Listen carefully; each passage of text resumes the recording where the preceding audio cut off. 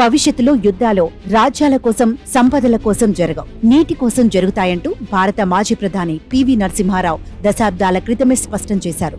చూడపోతే ఆయన వ్యాఖ్యలు భవిష్యత్తులో అక్షర సత్యాలయ్యే అవకాశాలున్నాయి. ఇప్పటికే బెంగళూరులో నీటి కోసం ప్రజలు తీవ్ర ఇబ్బందులు ఎదుర్కొంటున్నారు. ఈ ఒక్క నగరంలోనే కాదు, దేశవ్యాప్తంగా చాలా రాష్ట్రాల్లోని వివిధ నగరాల్లో దాదాపుగా ఇదే పరిస్థితి నెలకొంది. ఆ క్రమంలో ఉత్తరాఖండ్ రాష్ట్రం సైతం తీవ్ర నీటి ఎద్దడిని ఎదుర్కొంటోంది. అదీకాక గత వేసవి కాలంలో ఎండలు విపరీతంగా మండిపోతున్నాయి. అలాగే వర్షాలు సైతం లేకుండా పోయాయి. మరోవైపు ఈ శీతాకాలంలో చాలా తక్కువ వర్షపాతం, హిమపాతం నమోదయ్యాయి. దీంతో రాష్ట్ర ప్రజలు నీటి కోసం తీవ్ర ఇబ్బందులు పడుతున్నారు. ఈ నేపథ్యంలో ఉత్తరాఖండ్ ప్రభుత్వం కీలక నిర్ణయం తీసుకుంది. రాష్ట్ర వ్యాప్తంగా కార్లను నీటితో కడగడంపై నిషేధం విధించింది. శనివారం ఉత్తరాఖండ్ సీఎం పుష్కర్ సింగ్ ధామి నేతృత్వంలో జిల్లా ఉన్నతాధికారుల సమావేశం జరిగింది. ఈ సమావేశంలో సీఎం ధామి ఈ మేరకు నిర్ణయం తీసుకున్నారు. ఈ నేపథ్యంలో వర్క్ షాపుల్లో కార్లను కడగకుండా డ్రై వాష్ చేయాలని సూచించారు.